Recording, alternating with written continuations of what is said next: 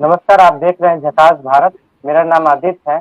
अभी हम लोग शिखा सिंह जी के साथ जुड़े हैं, जो कि बीपीएससी 64 बीपीएससी में चयनित हुई है रेवेन्यू ऑफिसर के रूप में।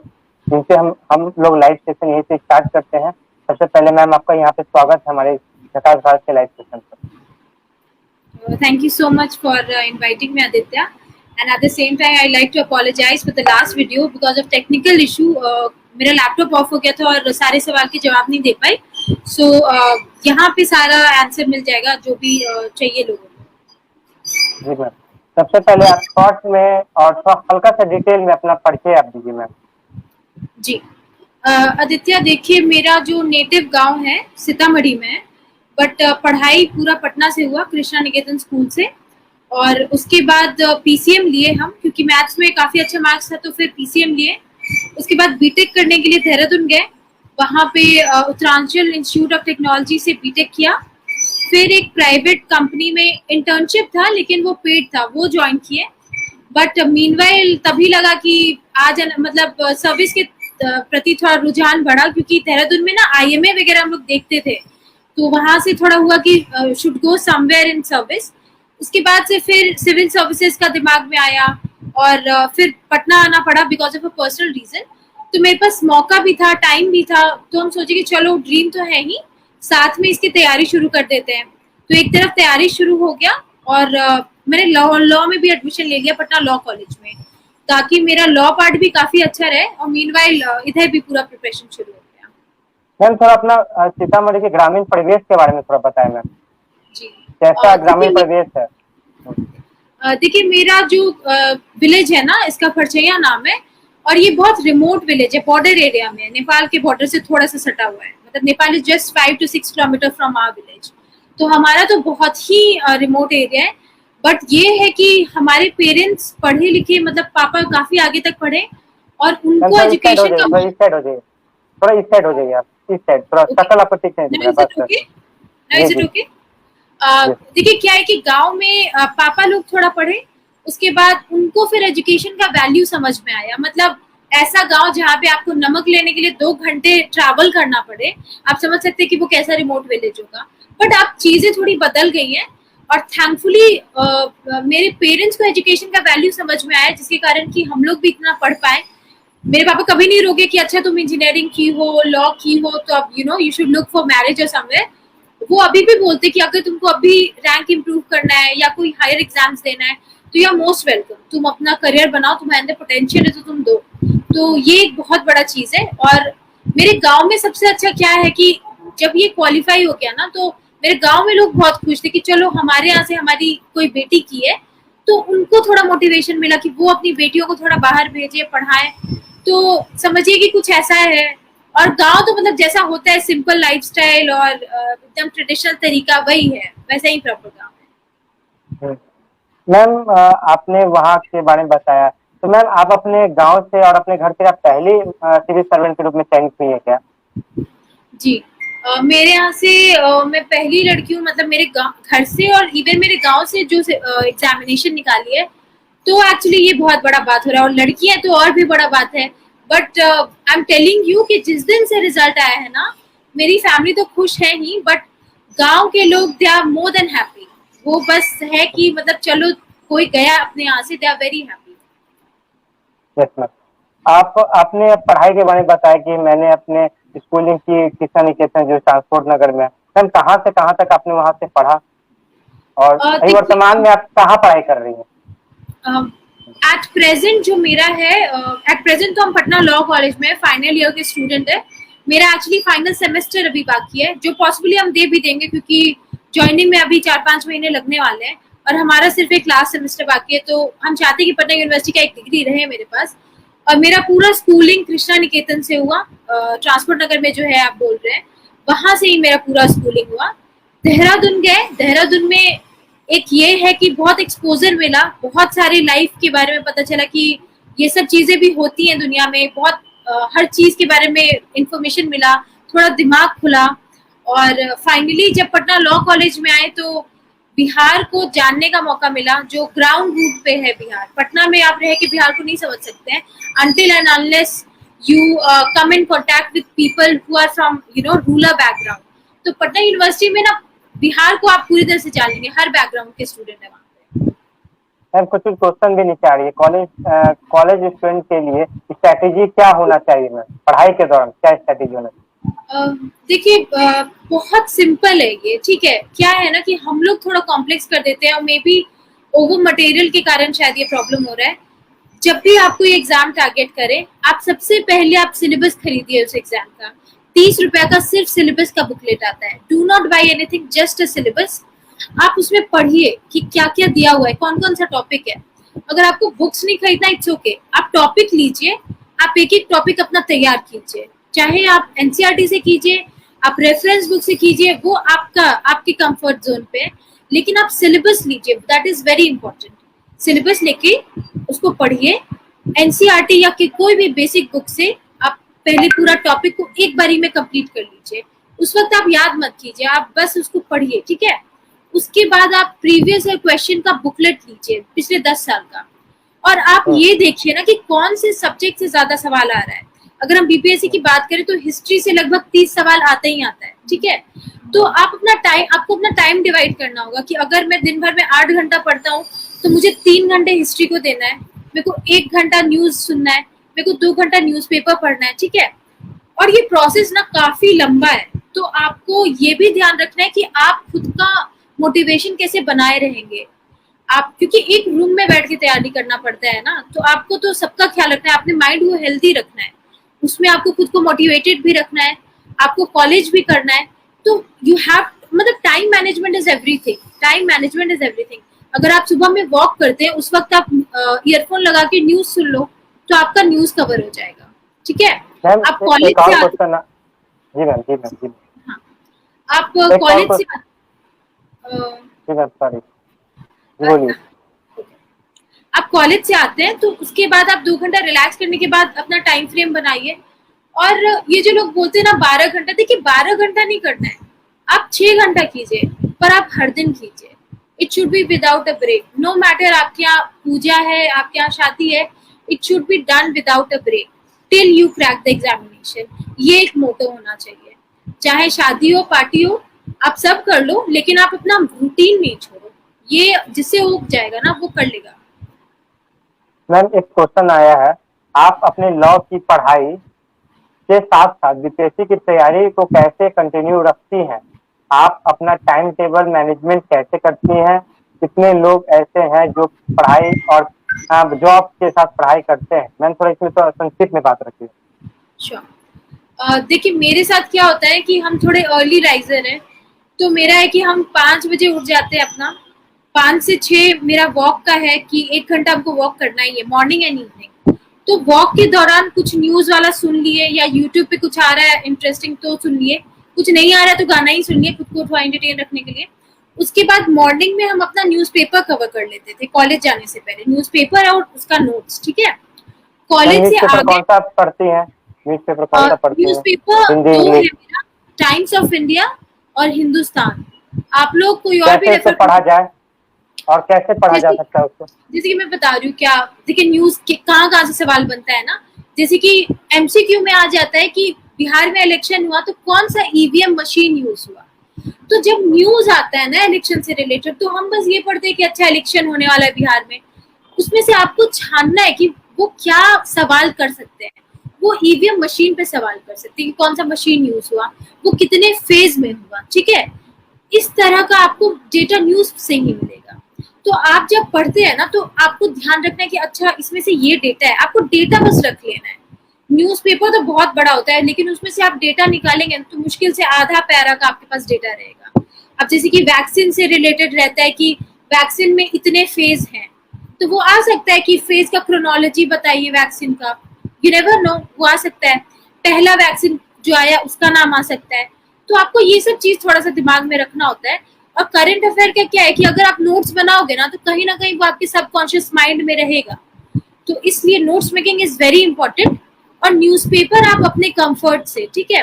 बहुत सारे लोग द हिंदू भी बोलते हैं, बट अगर आप हिंदू से कंफर्टेबल नहीं है, आप टाइम्स ऑफ इंडिया ले लीजिए, आप इंडियन एक्सप्रेस ले लीजिए, जो भी आपको कंफर्टेबल। इंग्लिश काफी अच्छा होता है, टाइम्स ऑफ इंडिया इंग्लिश काफी अच्छा सरल होता है। हाँ, ऐसा ये बोला जाता है। इसलिए हम भी टाइम्स ऑफ इंडिया लेते हैं कि उसका इंग्लिश बहुत सिंपल होता है और आपको अपना काम निकालने से मतलब है। आपको जब इंग्लिश इंप्रूव करना हो तो आप बाद में कोई और भी अपना कर सकते हैं आपके कंफर्ट लेवल पे है। मैम एक क्वेश्चन है, एनसीईआरटी कैसे पढ़े? और मेरा भी एक सवाल है कि ओल्ड एनसीईआरटी और न्यू एनसीईआरटी में क्या अंतर है और कौन सा पढ़ना चाहिए? आदित्य देखिए, ओल्ड और न्यू में कोई डिफरेंस नहीं है, ठीक है, बस थोड़ा कंटेक्स्ट डिफरेंट है, उसको नए तरीके से लिखा गया लेकिन नई बात नहीं लिखी गई है, ठीक है। हिस्ट्री को पॉसिबल तो नहीं है ना बदलना, हिस्ट्री तो पहले जो इंडस वैली सिविलाइजेशन आया वही आया, बाद में जो आया वही आया। बट यही है कि जो सेकंड वाला है ना, जो नया एनसीईआरटी है, वो आपको मेंस में बहुत हेल्प करेगा क्योंकि वो ना कंटेक्स्ट वाइज लिखा गया है। जैसे कि कॉइन के से रिलेटेड, कल्चर से रिलेटेड पूरा लिखा गया है। और पुराने एनसीईआरटी में, because I have read both, और पुराने एनसीईआरटी में क्या था कि इंडस वैली सिविलाइजेशन उसका पूरा लिखा रहता था, ठीक है, और फिर उसके बाद दूसरा चैप्टर उसका पूरा लिखा रहता था। इसमें क्या है, इसमें आपको टाउन्स का डेवलपमेंट और वो development from Harappan to Maurya पूरा लिखा हुआ है, कंटेक्स्ट वाइज लिखा हुआ है, यही एक मेजर डिफरेंस है। तो मेरा मानना है कि अगर आपको प्रीलिम्स के लिए काम करना है तो आप 6 to 12 एनसीईआरटी निकालिए और उसको पढ़िए, रटिए नहीं। स्टार्टिंग में आपका सिर्फ आप अंडरस्टैंडिंग डेवलप करना है, आप आराम से बस पढ़िए ताकि आप टच में चले जाएं, ताकि जब आप सिलेबस देखो ना कि मौर्य की बात हो रही है तो आराम से आप वो एनसीईआरटी का चैप्टर पलट लीजिए, आप देख लीजिए कि अच्छा मौर्य में ये चीज इंपॉर्टेंट है। आप फर्दर इन्फॉर्मेशन के लिए गूगल कर लीजिए, विकिपीडिया पे पढ़ लीजिए, ठीक है। तो इन्फॉर्मेशन का कोई कमी नहीं है, बट आपको पता होना चाहिए कि अच्छा ये चीज, इसका बेसिक कहाँ से शुरू हो रहा है। अगर आप बेसिक आपको थोड़ा वीक हो जाएगा ना तो आप बाद में कितना भी इन्फॉर्मेशन गैदर कर लो वो अच्छा आंसर नहीं हो पाएगा। तो इसलिए बेस के लिए आप पहले एनसीईआरटी से एकदम शुरुआत कीजिए, एक रीडिंग तो वेरी इंपॉर्टेंट। उसके बाद आप जहाँ पे जंप करना चाहिए, कोई भी रेफरेंस बुक या फिर इंटरनेट का सोर्स, मतलब अपने टॉपिक को इनरिच करने के लिए। But NCERT you have to take a look of it. किस क्लास तक पढ़नी चाहिए मैम? देखिए, हम तो 6 से 12 किए हैं क्योंकि 6 से 12 हम चाहते, क्योंकि देखिए प्रीलिम्स क्या है ना, प्रीलिम्स में एक बारी फेल हो जाओ फिर 1 साल लग जाता है, तो इसकी मेहनत एक ही बारी कर लेना चाहिए बहुत अच्छे से। 6 से 12 पूरा पढ़िए, जो जो इम्पोर्टेंट लगता है आपको कि हाँ ये सवाल है, ये इम्पोर्टेंट है, जैसे कि आईबीसी इंडस वैली सिविलाइजेशन से रिलेटेड बहुत सारा सवाल हो जाता है, इंपॉर्टेंट साइट्स हो जाता है, तो वो सब पढ़ लीजिए, थोड़ा सा एक उसका नोट्स बना लीजिए, सो दैट एग्जाम के 10 दिन पहले आपके पास रिवाइज करने के लिए आप 6 से 12 का बुक लेके नहीं बैठोगे, आप अपना वो नोटबुक ही आपका फ्रेंड रहेगा, या फिर मेन से पहले आपका वो नोटबुक ही फ्रेंड रहेगा जिसके में आपका सारा इन्फॉर्मेशन स्टोर है। तो वही जब मेहनत करना है तो एक ही बारी कर लीजिए, सो दैट हमेशा का वो काम खत्म रहेगा। 6 to 12 you should do. Ma'am उसके बाद मैं हिस्ट्री के लिए, और एंशिएंट हिस्ट्री से मैं देखा गया है कि क्वेश्चन बहुत कम मात्रा में आते हैं, तो मैम और बोलते हैं मॉडर्न से कुछ ज्यादा मात्रा में क्वेश्चन आते हैं, तो उसको मैम कैसे पता चलेगा कि किसको स्किप करना, किसको स्किप नहीं करना? देखिए स्किप तो मेरा माने तो स्किप तो खैर कुछ भी नहीं करना चाहिए, क्योंकि एग्जाम्स में एक चीज होता है ना, it kind of very unpredictable, आपको भी नहीं पता कब कैसा आ जाए। लेकिन हाँ, एक जनरलाइज्ड है कि बीपीएससी में मॉडर्न हिस्ट्री से बहुत आता है, ठीक है। तो उसमें अभी जैसे कंपटीशन बढ़ रहा है तो आप उसमें क्या कर सकते हैं, आप मॉडर्न एक बार एनसीईआरटी से कंप्लीट कर लीजिए, मतलब रीड कर लीजिए, ठीक है। उसके बाद आप मॉडर्न को स्पेक्ट्रम से अच्छे से कर लीजिए, ठीक है। स्पेक्ट्रम से मतलब स्पेक्ट्रम तो बहुत डिटेल्स में दिया हुआ है, it is more than enough, वो मेंस का भी आपका कवर कर लेगा। लेकिन वही है कि आप स्पेक्ट्रम से भी कर लीजिए, साथ में प्रीवियस ईयर जो आपका बीपीएससी का सवाल है आप उसको जरूर देखिए, क्योंकि अगर आप जब सवाल देखोगे ना आपको लगेगा कि कुछ कुछ सवाल रिपीटेड है, सेम फॉर्मेट में नहीं, डिफरेंट फॉर्मेट में, बट रिपीटेड जरूर रहता है। तो पॉलिटिकल साइंस हिस्ट्री का मैम देखा कि पॉलिटिकल साइंस हिस्ट्री का देखा गया क्वेश्चन रिपीटेड हो जाते हैं, 2-3 साल में रिपीटेड कर रहे हैं क्वेश्चन, अगर 10 साल की क्वेश्चन की बात की जाए तो। हाँ, इसीलिए हम आपको बोले कि आपकी तैयारी में ना आपका सिलेबस आपका सबसे बेस्ट फ्रेंड है, आपका newspaper is your second best friend and your previous year question is your third best friend. ये 3 चीज ना आपके पास एकदम होना चाहिए। देखिए क्या है ना, हम प्रीवियस ईयर क्वेश्चन क्यों बोल रहे हैं, जैसे कि अगर आप प्रीवियस ईयर क्वेश्चन देखेंगे तो आपको समझ में आएगा कि हिस्ट्री से बहुत सवाल आता है, बिहार के करंट अफेयर से बहुत सवाल आता है, योजना से बहुत सवाल आता है। तो जब आप मानिए कि पढ़िएगा ना न्यूज़पेपर, तो ऑटोमेटिकली आपका दिमाग ना, अगर कोई योजना आप देखिएगा ना तो आपको लगेगा कि अरे यार इससे सवाल आता है, इसको नोट डाउन कर लेना चाहिए। ये बात हो जाता है, ठीक है। अगर आप हिस्ट्री पढ़ेंगे तो आपका दिमाग ऑटोमेटिकली जाएगा कि अरे यार मॉडर्न से बहुत सवाल आता है, चलो मॉडर्न का ये पॉइंट लिख लेते हैं, ठीक है। तो मेरा यही कहना है कि आप जब भी पढ़ने बैठे ना, इससे पहले ये बहुत जानना जरूरी है कि क्या पढ़ना है, बिकॉज अभी के टाइम में ना इतना फ्री मैम मटेरियल है। मैम बोलिए आप क्या पढ़ना है? तो मैम एनसीईआरटी कौन कौन सब्जेक्ट का बुक पढ़ना चाहिए मैम? तो इसके बारे में थोड़ा बताएं। देखिए, सब्जेक्ट हमारा हिस्ट्री, ज्योग्राफी, जी जनरल साइंस, पॉलिटी, ये 4 का ना बेसिक रीडिंग ले लीजिए। हम आपको रटने को नहीं बोल रहे हैं, हम आपको बेसिक रीडिंग बोल रहे हैं। बेसिक रीडिंग इसलिए हम आपको बोल रहे हैं कि जब आप सिलेबस उठाओ ना तो आपको ये नहीं लगे कि अरे यार इस चैप्टर का क्या, ये कहाँ पे चैप्टर है, आपको उसका बेसिक पता हो। क्योंकि गूगल पे तो आप कोई भी टॉपिक डालेंगे तो आपको मिल जाएगा ना। लेकिन एनसीईआरटी सोचिए, एनसीईआरटी जो लोग लिखते हैं ना वो जेएनयू जैसे इंस्टीट्यूट के होते हैं, वो बहुत बड़े बड़े जी एजुकेशनल होते हैं, तो वो अपना इतना बड़ा चैप्टर 4 लाइन में लिखते हैं, तो 4 लाइन का आप इम्पोर्टेंट समझिए कि वो कितना इम्पोर्टेंट होगा। इसलिए NCERT is very much important, and not just for BPSC but for UPSC as well. UPSC में पिछले 2-3 साल में डायरेक्ट सवाल आया एनसीईआरटी के चैप्टर से। So NCERT I think is very very important. Ma'am Lucent भी बोला जाता है, बिहार में लूसेंट से भी डायरेक्ट सवाल पूछ लिए जाते हैं, अगर आप प्रीवियस ईयर क्वेश्चन देखती होंगी तो मैम लूसेंट का क्या करना है? मैम लूसेंट को कैसे पढ़े? सॉरी, एक बार और रिपीट कीजिएगा आदित्य। मैम बोल रहा हूँ कि मैम बिहार में लूसेंट से भी सवाल पूछे जाते हैं, लूसेंट जो पब्लिकेशन की बुक आते हैं उससे भी सवाल यूपीएससी की प्रीलिम्स से पूछे जाते हैं मैम। तो लूसेंट को हम कैसे पढ़ाई करें और लूसेंट का क्या यूज है मैम? लूसेंट देखिए क्या है ना, लूसेंट जो है ना वो एक कॉम्प्रिहेंसिव वे में दिया हुआ है। देखिए आदित्य, मेरा हम जो कह रहे हैं कि जो एग्जाम आप एक बारी में निकाल सकते हैं, एक साल देके उसमें 5 साल क्यों देना? देखिए मेरे को बहुत समय लगा क्योंकि हम बहुत गलती की है, बहुत बड़ी फेल की है, और हम नहीं चाहेंगे कि किसी और एस्पिरेंट को इस प्रोसेस से जाना पड़े। तो कोई भी शॉर्टकट मत लीजिए, एनसीईआरटी उठाइए क्लास 6 to 12, उसको पढ़िए आराम से, एकदम टाइम दे दे के। पर डे न्यूज़पेपर पढ़िए, ठीक है, पर डे न्यूज़पेपर पढ़िए, आपके पास मटेरियल रेडी हो जाएगा। क्योंकि एक बात बताइए, आप कौन जानता है कि मेंस में क्या सवाल आ जाए? आप कितना भी मॉक लगा दीजिएगा ना, आपको नहीं पता कि मेंस में कहाँ से सवाल आ जाएगा। बट अगर आपको ओवरऑल पता है कि दुनिया में क्या चल रहा है तो आप जवाब लिख दीजिएगा। आपको बेसिक पता है तो आप जवाब लिख दीजिएगा। बट ल्यूसेंट आपको काइंड ऑफ शॉर्टकट, थोड़ा नोट्स जैसा देता है, उससे मेंस निकालना थोड़ा डिफिकल्ट है। क्योंकि मेंस अब क्या हो गया ना, करंट अफेयर बेस्ड हो गया है।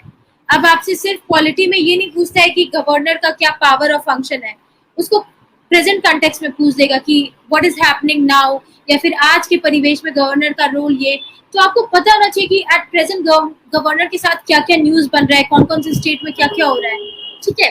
इसलिए मेरा कहना है कि शॉर्टकट तो बिल्कुल भी नहीं, समय लगे बट एक बारी में दे के निकलना है और अच्छे रैंक से निकलना है। मैम एक सवाल आया, प्लान बी आपका क्या हो सकता था? प्लान बी अगर ये जी प्लान बी। देखिए प्लान बी एज सच तो अभी तक तो कोई नहीं ले रहे थे, क्योंकि मेरे पास अटेम्प्ट था। तो मेरा तो यही था कि देखो देना है जब तक निकलता नहीं है। बट यहाँ प्लान भी ये था कि मेरे पास डिग्री थी बीटेक की, लॉ भी कर रहे थे, लॉ में भी मेरा परसेंटेज अच्छा रह रहा था। तो अगर नहीं होता तो वो सिचुएशन में ये होता कि किसी और फील्ड में जाते। बट वही है कि थैंकफुली जाना नहीं पड़ा। बट यही था कि चलो मेरे पास है बीटेक की डिग्री थी, लॉ था। मैम गलतियां आपने क्या की जिसके कारण आपको इतना समय लग गया? मेरे साथ देखिए, अगर मुझे याद है तो आपने 3 प्रीलिम्स दे चुकी हैं। जी जी तीसरी प्रीलिम्स थी। जी नहीं तीसरा एक्चुअली 66 वाला जो है ना, जो अभी होने वाला है जिसका मीन्स वो मैं 67 होने वाला मैम, 66 हो चुका था। 66 हो चुका, मतलब वो मेरा क्वालिफाइड है, 66 मेंस बचा है उसका मेरा। देखिए गलती मेरे से क्या हुआ ना कि पहला गलती तो ये कि हम मेंस का तैयारी पहले से नहीं किए। हम बस सोचे कि चलो प्रीलिम्स निकल जाए फिर मेंस में लगेंगे, और मेरा मेंस में थोड़ा स्पीड का भी प्रॉब्लम हो गया। स्टैट्स में ज्यादा समय ले लिए जिसके कारण मेरा पिछला मेंस नहीं हो पाया। तो इसीलिए हम बोलते हैं कि एक बारी मेहनत कीजिए, निकालिए। एक बारी बहुत मेहनत कीजिए, 6-6 घंटा पर डे बैठिए, न्यूज़पेपर पढ़िए, न्यूज़ देखिए, बट निकालिए। क्योंकि टू बी ऑनेस्ट, एस्पिरेंट का life in general is not good. आप हर इंसान से कट ऑफ रहते हैं, तो सर्विस में जब जाना है तो make it as soon as possible. Ma'am आपका ऑप्शनल पेपर क्या था? Labour and social welfare. LSW। जी जी। ऑप्शनल हम लोग कैसे चुने ऑप्शनल को कि ये बेटर सब्जेक्ट है? सॉरी। मैम ऑप्शनल को कैसे चुने, जैसे आप LSW को चुना, लोग बच्चे कैसे ऑप्शनल पेपर को चुने? क्योंकि बहुत हमेशा देखा गया कि बच्चे फंस जाते हैं ऑप्शनल पेपर को चुनने में और गलत डिसीजन ले लेते हैं। तो मैम कैसे ऑप्शनल पेपर को चुने और क्या उसकी रणनीति होनी चाहिए? देखिए, जब आप ऑप्शन चूज कीजिए ना, तो ये देखिए कि आपके पास समय कितना है मेंस के लिए, क्योंकि मेंस में आपको जीएस भी करना है, GS 1 2 दोनों है, आपको ऑप्शनल भी एक मैम पूरा GS 1, मैम GS 1 और GS 2 में क्या क्या पढ़ना होता है? पॉलिटी। GS 1 में क्या पढ़ना? GS 1 में आपका पॉलिटी रहेगा, आपका स्टैटिस्टिक रहेगा, ठीक है, और ज्योग्राफी रहेगा। GS 2 में आपका इकोनॉमी रहेगा, इन्वायरमेंट रहेगा, साइंस और टेक्नोलॉजी रहेगा, ठीक है। और ऑप्शनल फिर आपका हो गया। तो ऑप्शनल में ना आपको ये देखना है कि आपके पास समय कितना है। मेरे साथ क्या था कि मेरे को ऐसा ऑप्शन चाहिए था जो छोटा हो, जिसका मटेरियल अवेलेबल हो, जो हम खुद से कर पाए, क्योंकि ऑप्शनल का कोई हम ऐसा ट्यूशन नहीं लिया है, उसका बस हम खुद से किए हैं। तो LSW सिलेबस छोटा है, मटेरियल अवेलेबल था मेरे पास, लेटेस्ट जो भी अमेंडमेंट्स हो रहा था लॉ में वो हम खुद से ही करते जा रहे थे, उतना मेरे पास उस वक्त हो गया। LSW में क्या क्या पढ़ाई की जाती है मैम? और आपने एक सेकेंड और मैम, आपने इंजीनियरिंग किया, फिर आपने मेडिकल किया, उसका LSW जैसे अननोन सब्जेक्ट चुन लिया, ये मैम कैसे आपने LSW को चुना? मेडिकल नहीं था, मेरा लॉ है, तो अच्छा लॉ में लॉ था। हाँ हाँ। लॉ में एक्चुअली मेरे फाइनल ईयर में है भी लेबर एंड इंडस्ट्रियल लॉज। और मेरे फादर भी एडवोकेट है ना, तो लेबर और सोशल वेलफेयर मेरे लिए इसलिए अभी आसान हो गया क्योंकि एक तो मेरे फादर थे, वो मेरे को हेल्प कर सकते थे इसमें, और दूसरा है ना कि इसमें जो सेकंड पार्ट है सोशल वेलफेयर वाला, क्योंकि हम लोग सर्विस में जा रहे हैं और आपको वेलफेयर पार्ट से ही डील करना है, आपको women empowerment, women welfare, children welfare, society के वेलफेयर से डील करना है। तो एक जो चैप्टर है ना आपके फ्यूचर एक्ट से रिलेटेड है। तो मेरे लिए ये था कि सिलेबस छोटा है, इंटरेस्टिंग पार्ट है, और मेरे फ्यूचर जिसमें हमको काम करना है उससे रिलेटेड है, अच्छे अच्छे स्कीम्स के बारे में पढ़ाई करनी थी, तो वो मेरे लिए बहुत आसान था। और जो 2 बेसिक बुक है ना पंकज तिवारी का, बस उसको लिया, उसको रीडअप किया, जो लेटेस्ट अमेंडमेंट जो भी चेंजेस आ रहे थे, कोड्स बन रहे थे, वो सबको ले लेके पूरा नोट्स बनाया, और बस वही प्रीवियस ईयर क्वेश्चन रिवाइज किया, और फिर खुद से टाइम सेट कर करके टेस्ट देते थे, और finally I made it there. LSW का प्रीवियस ईयर क्वेश्चन मेंस था मैम? सॉरी? LSW का प्रीवियस ईयर, LSW का आपने ऑप्शन जो दिया था उसका प्रीवियस ईयर का क्वेश्चन आपने मेंस का सॉल्व किया था? हाँ। देखिए कोई भी जी मैम, जी सॉरी, जी बोलिए बोलिए, जी बोलिए कोई मैम, भी बोलिए। सब्जेक्ट हो ना, नहीं कोई भी सब्जेक्ट हो ना, अगर आप कंफ्यूज है, मानिए कि आप कंफ्यूज है कि मैं ऑप्शन ए लूं या बी लूं, तो आप क्या कीजिए ना, आप पहले दोनों का सिलेबस सामने रख लीजिए और प्रीवियस ईयर क्वेश्चन सामने रख लीजिए। कुछ नहीं तो ये तो समझ में आएगा कि अच्छा यार इसका थोड़ा सवाल आसान लग रहा है, ये मैं कर सकती हूँ या कर सकता हूँ, इसका सिलेबस बहुत ज्यादा लंबा लग रहा है, इसका सिलेबस छोटा लग रहा है, इतना तो बेसिक समझ में आएगा, बाकी चीज समझ में आए या नहीं आए, क्योंकि पढ़ने के बाद ही समझ में आता है। तो बेसिक तो इतना समझ में आ जाएगा कि अच्छा इसका सिलेबस ये है, ठीक है, और उसमें से आप अपना चॉक आउट कर लीजिए। और देखिए थोड़ा तो रिस्क लेना पड़ता है, कोई किसी को 100% नहीं बोल सकता कि यही अच्छा सब्जेक्ट है। मेरे ऐसे भी फ्रेंड्स हैं जो मैथ्स लेके टॉप कर रहे हैं, और बहुत ऐसे फ्रेंड है जो LSW लेके नहीं हुआ। तो ऐसा कुछ नहीं होता है कि कोई बैड डिसीजन है या गुड डिसीजन है, वो आप पे डिपेंडेंट है कि आप अपने डिसीजन को सही या गलत जो भी प्रूव करते हैं। हम एक साल में BPSC UPSC की तैयारी कैसे करें? एक संक्षिप्त साथ में बताइए मैम, संक्षिप्त में बताइएगा। देखिए वो ना प्रायोरिटी बेसिस पे होता है, क्योंकि BPSC UPSC में ना थोड़ा पैटर्न का डिफरेंस है, ठीक है। तो सबसे पहले तो व्हाट आई वुड पर्सनली से कि अगर आप BPSC दे रहे हो ना, तो आप अवॉइड कीजिए कुछ 1 या 2 साल UPSC देना, ठीक है, सो दैट आप 100% एक एग्जाम को दे दीजिए, क्योंकि ना 30-20% एक एग्जाम को देना वो सही नहीं रहता मेरे ख्याल से, बाकियों का अलग रहता है, ओके। और दूसरी बात है, वंस यू क्वालिफाई बीपीएससी ना, आपके अंदर कॉन्फिडेंस आ जाएगा, एनर्जी आ जाएगा कि अच्छा ठीक है, मेरे से अब ये टूट गया, अब I can go for the UPSC as well. So मेरा यही कहना है कि एक बार ही 100% एक एग्जाम में दो, do it, crash it, then move to the next ladder. Ma'am आपने कोचिंग कहाँ से की या सेल्फ स्टडी के माध्यम से आपने एग्जाम को क्रैक किया?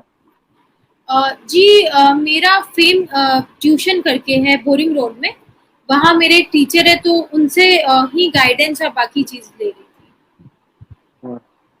और मैम मॉक के लिए आपने क्या किया? आपने बताया था कि मॉक भी हम लोग ने दिया था कई इंस्टीट्यूशन में जाकर। मॉक इंटरव्यू की बात कर रही हूँ। जी मेरा इंटरव्यू था ना, तो बिल्कुल भी हम रिस्क नहीं लेना चाह रहे थे, तो मॉक हम बहुत सारे जगह जाके दिए, चाणक्य में, सीएमई में, अचीवर्स आईएएस में, इवन जो मेरे सर हमको गाइड करते वो। हेलो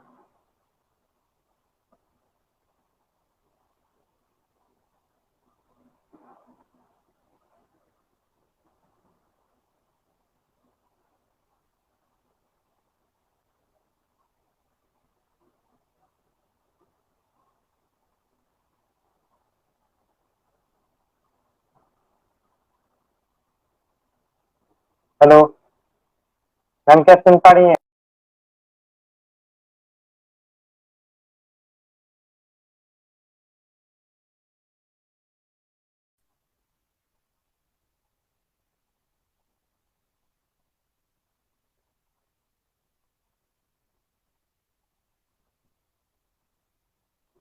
हेलो मैम, लगता है टेक्निकल एरर के कारण मैम हम लोग से दूर चली गई हैं। मैं फिर से कनेक्ट करने की कोशिश करता हूँ।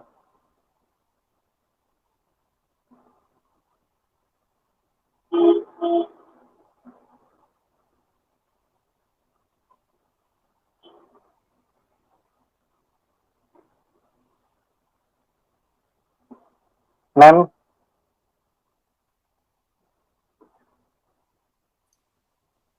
आई एम मैम सॉरी, जी वो थोड़ा इशू हो गया था। जी, कोई बात नहीं मैम।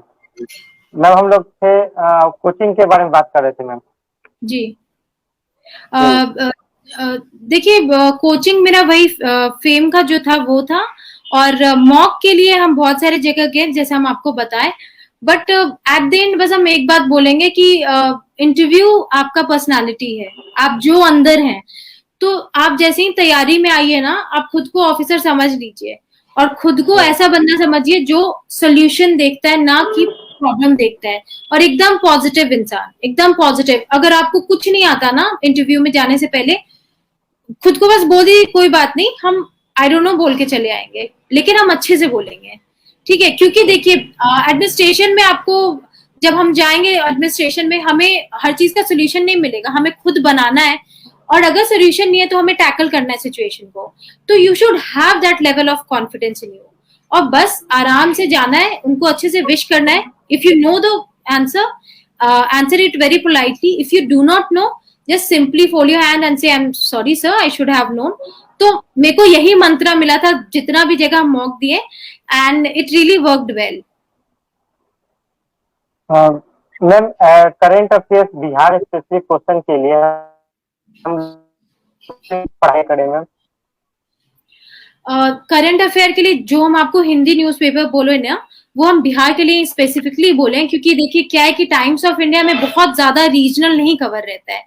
तो जैसे कि आप माने कि आप 67 टारगेट कर रहे हैं, ठीक है, तो 67 का एग्जाम लेके चलते हैं कि दिसंबर तक होगा या जनवरी तक होगा, तो आपको हिंदुस्तान आप इस साल के जनवरी से शुरू कीजिए। मतलब अभी तक तो निकल गया होगा, बट ऑनलाइन तो अवेलेबल रहता ही है।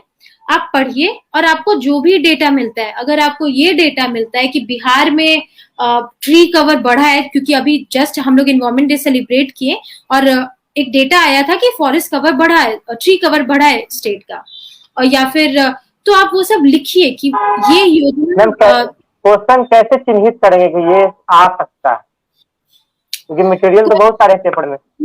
देखिए, क्वेश्चन चिन्हित करने का सबसे अच्छा तरीका है ना, इसलिए हम आपको बोले कि आप प्रीवियस 10 साल का सवाल निकालिए। प्रीवियस 10 साल आपको नहीं पसंद, आप पिछले 3 साल का निकालिए, एकदम लेटेस्ट है।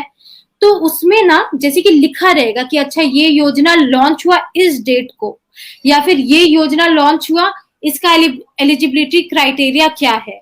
तो आप जब पढ़िएगा ना तो आपको लगेगा कि अच्छा ये लोग योजना से यही सवाल करते हैं। तो आप नेक्स्ट टाइम से जब आप कोई भी योजना आपके नजर के सामने आएगा तो आपको ये लगेगा कि अरे मेरे को डेट इसका याद रखना है, मेरे को ये याद रखना है कि ये है किसके लिए, ये किसको टारगेट कर रहा है। आपको जैसे कि सवाल हम लोग एक बार सवाल आया था कि ईवीएम मशीन कौन सा यूज हुआ, तो नेक्स्ट टाइम जब इलेक्शन होगा या जो भी इस तरह का चीज न्यूज में रहेगा तो आप अलर्ट रहेंगे कि अच्छा मशीन से भी पूछ दिया था, चलो मशीन का नाम भी याद कर लेते हैं। कोड ऑफ कंडक्ट से मतलब इसलिए प्रीवियस ईयर क्वेश्चन बहुत बहुत ज्यादा इंपॉर्टेंट हो जाता है। आप उसको देखिए और जब आप 3-4 साल का एनालाइज कीजिएगा ना आपको सब समझ में आ जाएगा कि अच्छा ये इंपॉर्टेंट है या ये इंपॉर्टेंट नहीं है। तो वो सबसे इम्पोर्टेंट चीज है previous year question. Ma'am prelims में साइंस के भी कुछ पार्ट्स होते हैं, फिजिक्स के, केमिस्ट्री के, बायोलॉजी के, वो लोग को कैसे हैंडल करें मैम सारे सवालों उसके लिए सबसे इम्पोर्टेंट है ना जनरल साइंस के लिए 6 to 10th आप कर लो, more than enough. 6 to 10th NCERT is more than enough. और आपको थोड़ा और भी करना है कॉन्फिडेंस के लिए तो ल्यूसेंट का आता है साइंस के लिए स्पेसिफिकली, वो कर लीजिए, बट उतना नीड नहीं है क्योंकि आप एनसीईआरटी अगर कर लेते हैं 6 to 10th it's more than enough. General science ही रहता है वो। फिजिक्स, केमिस्ट्री, मैथ्स के लिए एनसीईआरटी क्लास 6 to 12। हाँ, मैथ्स के लिए आप क्या कीजिए, जो प्रीवियस ईयर क्वेश्चन है जो आया हुआ है वो आप देखिए कि किस चैप्टर से आया है, ठीक है। अगर वो एपी से आया, अर्थमेटिक प्रोग्रेशन से या प्रोबेबिलिटी से, तो वो आप अपना रिवाइज कर लीजिए, मतलब क्लास 9 से या 10 से, जो भी आपको लगता है कि आपको एकदम बेसिक से जानना जरूरी है तो वहां से। और इसमें ना बिल्कुल ये नहीं सोचना है कि मेरे को क्लास 6 फिर से पढ़ना होगा।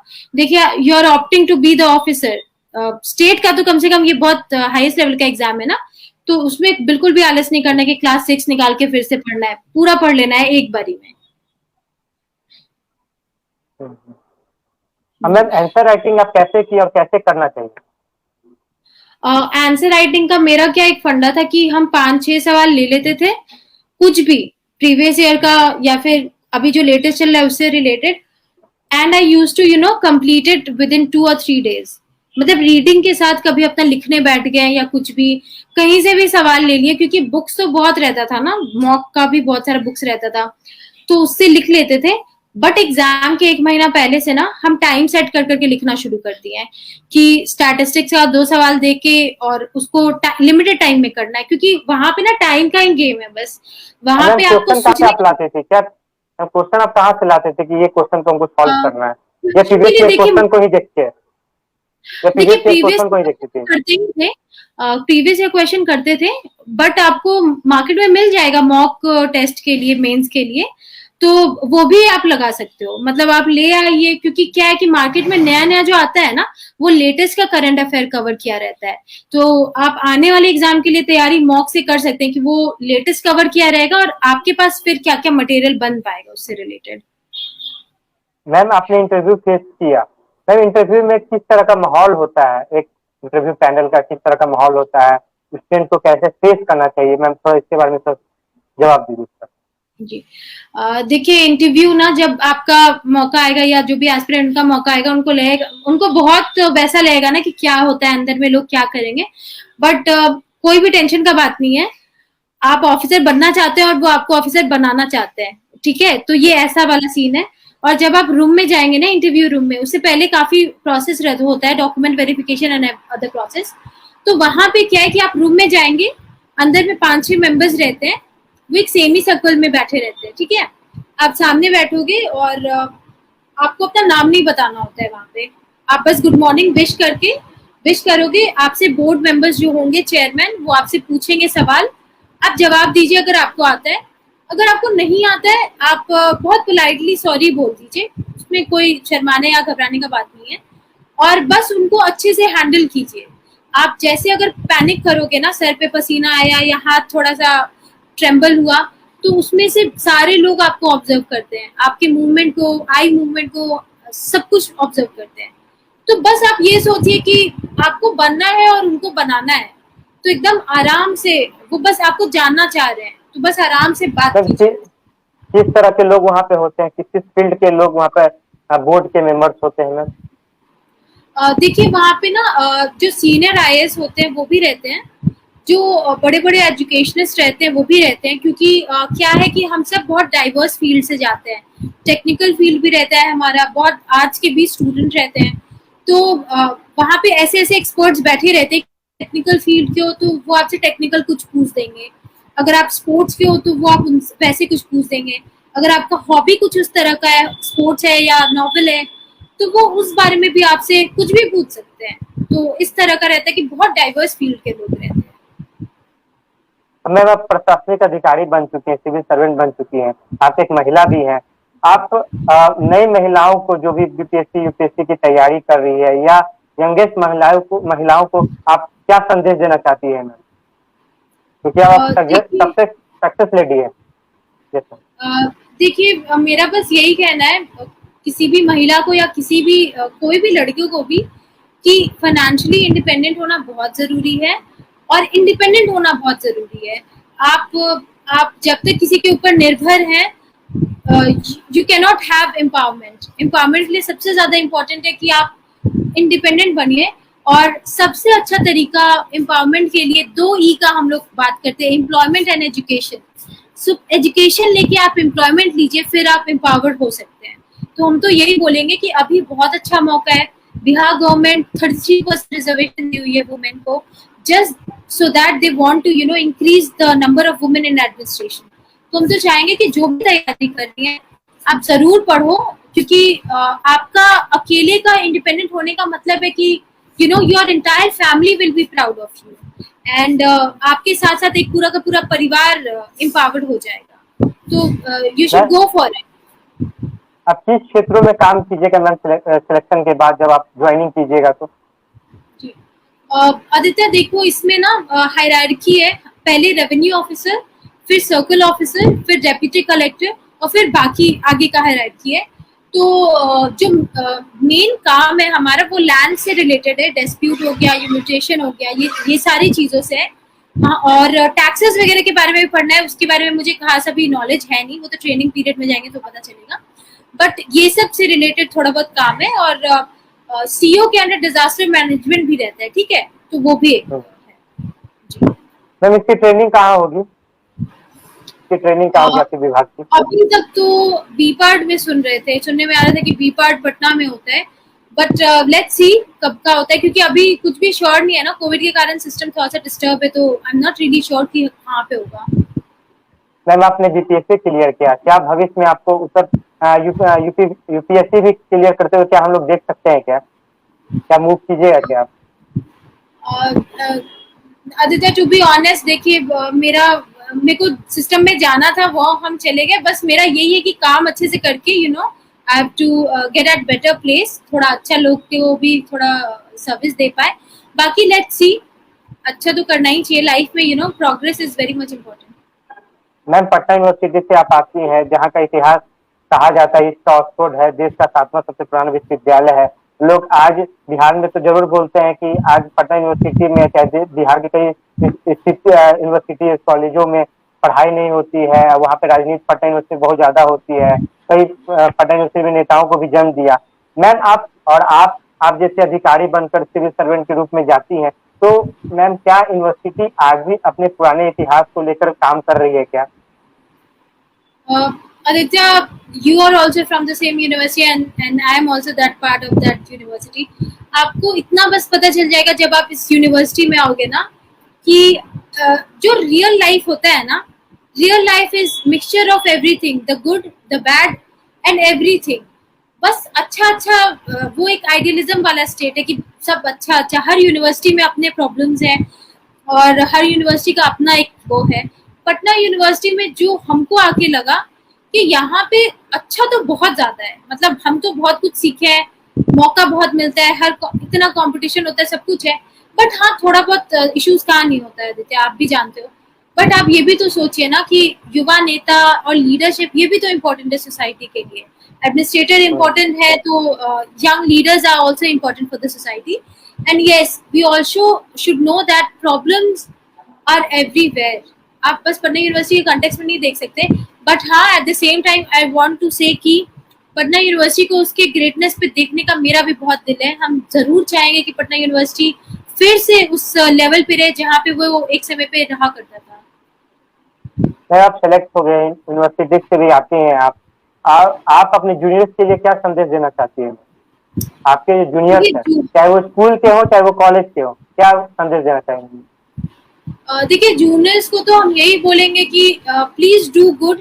आप अगर अपनी लाइफ में अच्छा करते हैं तो सिर्फ आपके पेरेंट्स ही नहीं खुश होते, आप जिस सोसाइटी से आते हैं वो पूरा का पूरा सोसाइटी प्राउड रहता है। चाहे आप एडमिनिस्ट्रेटिव फील्ड में जाओ, चाहे आप किसी और फील्ड में जाइए। तो मेरा बस ये कहना है कि क्योंकि हम लोग जिस एज में है ना, बहुत सारा डिस्ट्रैक्शन होता है क्योंकि सब कुछ अभी ही होता है। तो I know it's very difficult as पढ़ाई करने के लिए स्पेशली, बट थोड़ा सा खुद को फोकस करना है कि आप एक बार ही कुछ बन जाइए, फिर तो लाइफ में बाकी पूरा लोग कहते हैं ना, पूरा जिंदगी पड़ा है बाकी काम करने के लिए। मैम तो मेरा बस एक वही एज कहना ग्रुप की मैम एक एज ग्रुप की बात की जाती है कि 30 साल की उम्र में आप बीपीएससी का अटेम्प्ट दे सकते हैं। मैम क्या मतलब एज ग्रुप क्या रहता है मैम जिसमें आप अटेम्प्ट दे सकते हैं? देखिए 21 ईयर से स्टार्ट हो जाता है आपका, 21-22 से स्टार्ट हो जाता है। तो बहुत सारे लोग को बहुत पहले से क्लियर रहता है कि उनको क्या बनना है, ठीक है। बहुत सारे लोग क्लास 10th में ही डिसाइड कर लिए होंगे कि हाँ मेरे को सिविल सर्विसेज का एग्जाम देना है, मेरे को लाइफ में यही करना है।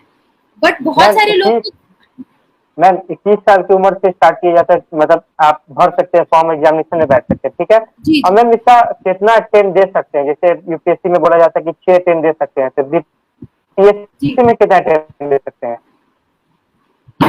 सी बीपीएससी में गर्ल्स के लिए तो अटेम्प्ट ऐसा कुछ है नहीं कि मतलब लिमिटेड रहता है। गर्ल्स तो they can give it for some time.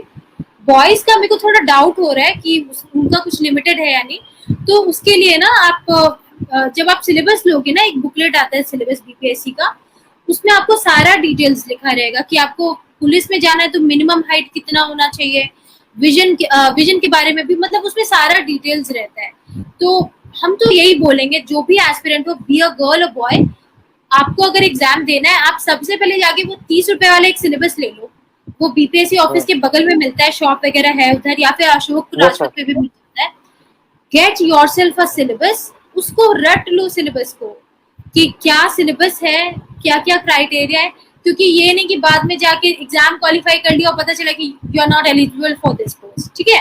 तो इसलिए सिलेबस सबसे पहले ले लो। जी, शुक्रिया मैम, आपने इतना अपना कीमती समय हमें दिया और बहुत बहुत धन्यवाद आपको देते हैं अपने झकास भारत की टीम के साथ। जो लोग भी फेसबुक पे हमें देख रहे हैं, हमारे पेज को लाइक करें, यूट्यूब पे देख रहे हैं, चैनल को सब्सक्राइब करें। धन्यवाद। Thank you Aditya, thank you for calling.